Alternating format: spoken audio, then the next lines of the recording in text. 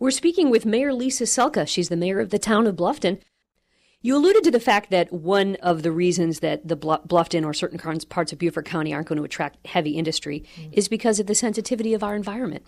I know that something you personally have always been very passionate about is the health of the May River. Right. What's the latest on efforts to protect it, encouraging, without hampering the development that we also need? Absolutely. I grew up on this raised our children on this May River from an early age.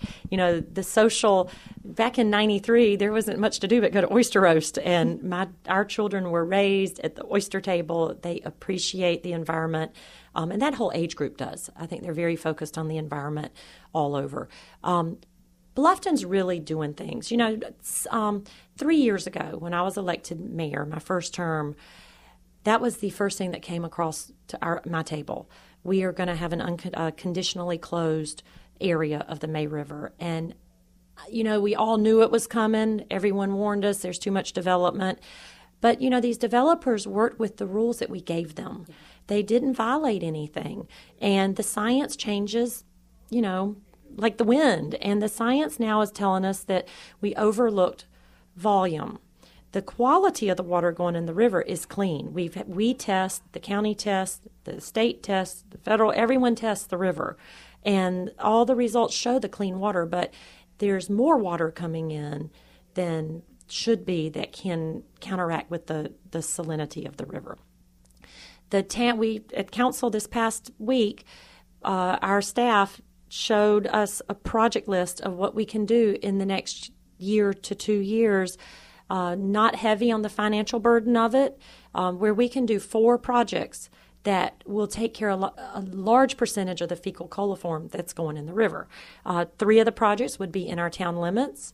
1 is in unincorporated Beaufort County. We've got to have Beaufort County and the town of Bluffton have to work together on that 4th project because it has the greatest potential of the fecal coliform going into Rosedew Creek. So we are ready to go with 3. We're talking to developers on density right transfer. That's something else. Let's take the density off of the headwater area and put it in areas that are less sensitive. We are working night and day, and we have been working for probably 6 years on what we can do with testing and what we can do to keep this river pristine. I think it's going to be the poster child for our other watersheds. We're 54% water in this county. And this is just as important to me for residents in north of the Broad as it is for the May River. But the May River is our baby. And I say that we don't own a lot of the May River. If you would look at a map, there's very little land that touches the May River that's in the town limits. The majority of it is in the county. And we've got to work with the county on partnering with what we need to do with regards to septic tanks, retrofits, anything like that. But we are doing our part in the town with these 4 projects that were listed. It's got to be a bit of a struggle for developers to get their head around that concept, though, because people want waterfront property. I mean, you're talking about you want to move people away from the most sensitive parts, but those would be the most desirable parts too, right? Absolutely. And Palmetto Bluff is a great example. They limited their docks. They added corridor views. They had views of the river where they weren't allowed and actually agreed that they wouldn't clear all the way down to the river's edge. Absolutely. But developers also know the river is the primary reason, along with our lifestyle, quality of life, weather. They moved to Bluffton for that. So if that one component dies, so does their development. So you don't hear this, but there are some that are coming to the table. We've asked them to come and let's talk about the transfer of some density in other areas that may be more beneficial to the town and can still help them for development. Speaking of growth, Bluffton showed a lot of growth in the latest census. In fact, recently we had to redraw the county council and school board district lines to account for that. Did that surprise you? No. I think when I first got on council and you started seeing the number of building permits that were coming in through the town, it was just a matter of time. And with this redistricting and reapportionment and the census coming up, we knew that the growth was going to be here. I think we have more people in our town than what the census says. Wow. I think in 2005 we did a mid-decade census for some annexations that wanted to come into the town. It showed it had grown from 2,000 of close to 1,000 residents to 2005 around 4,500. But truly talking to our law enforcement and people who were out, on the ground, we all felt we were close to 6. So now they've given us a number of 14,000. We're probably 16,000 or so. But it is definitely a more accurate number than in the past. We are the heart of the Low Country, and you can see a lot of the county facilities were starting several years ago to move some of their buildings into Bluffton. The political shift is shifting, and it is definitely coming into our area. And I'm excited about the new school board seat and the new county seat. We just met our new possible congressman from Washington, Congressman Scott. He's been here a lot, and he wants to know about the county, and he wants to know about Bluffton. He's very intrigued by Bluffton. So we're going to get him down here soon so he can meet Mayor Laughlin and myself, and we're going to show him, our part of the county. Right. Do you expect this rate of growth to continue in the next 10-year census? Well, we know what our we're 98% master plan in our town. So we really have a handle on the building permits that are pulled. Whenever a development agreement needs to be renegotiated, our first rule is to see what we can take off the table in terms of density rights. Or like I said, where we can move them toward growth centers, because we just went over we just overhauled our code. And so we know where we want the growth to occur. We know we want it off the watershed and off the critical areas. And yes, it is going to, we know what's out there at a worst case scenario.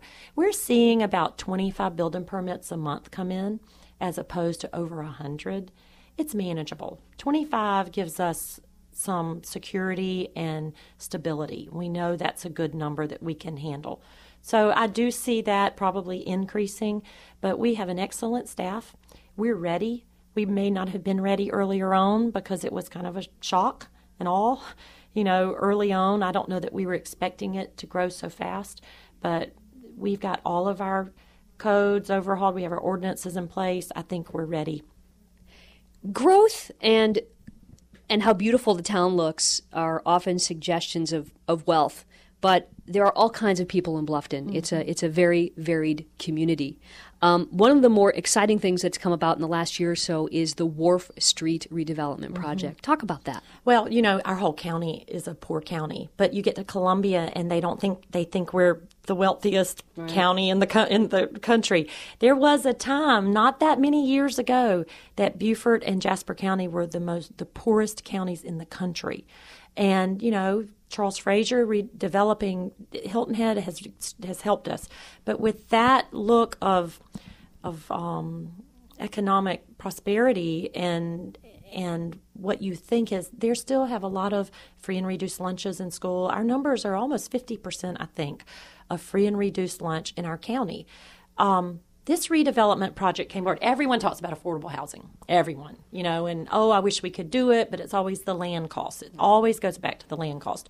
We applied for a stimulus grant. When the federal government announced this, something came up. It made sense to us. It was all on redevelopment. Then under that, you could go under rehab, repair, remodel, affordable housing. There are different sub areas you could go underneath the main grant, which was redevelopment. And we opted to go the affordable housing route. You had the limitations on where you could do this were very strict, though. It had to be where infrastructure was in place. You were near churches and schools and retail, where you could do your shopping needs. You had to have an abandoned structure on the site. And it had to be a bankrupt or foreclosed property. Well, we couldn't find all of the criteria and a bankrupt or foreclosed property. So the state changed it. The state was able to change and tweak. So we still whittled it down to very few areas. Oh, and the seller had to accept no more than 1% above appraised value on the appraisal. We work with a modular home company. We're working with Beaufort Housing Authority, who's on the grant. We have the 6 cottages up on Wharf Street and Robertson, and we will market them to the up to 80% LMI, which is low to moderate income. And that is a pretty nice number. It's going to be a varied range from probably 40 or 60 to 80%. But at the high end, it's a family of 3, and that can be a dad and 2 children, a mom and 2 children, parents and 1 child, with a total income of no more than $59,000. It's firemen and policemen and school teachers and receptionists and administrative. I mean, it covers the gamut. We're having open houses, so to speak, but it's more let's get information on the project, which will then turn into homeowner workshops. And we have until 2013 to fulfill the request of the grant. And we have some good candidates now. So it's exciting to see more come on board and get the word out a little.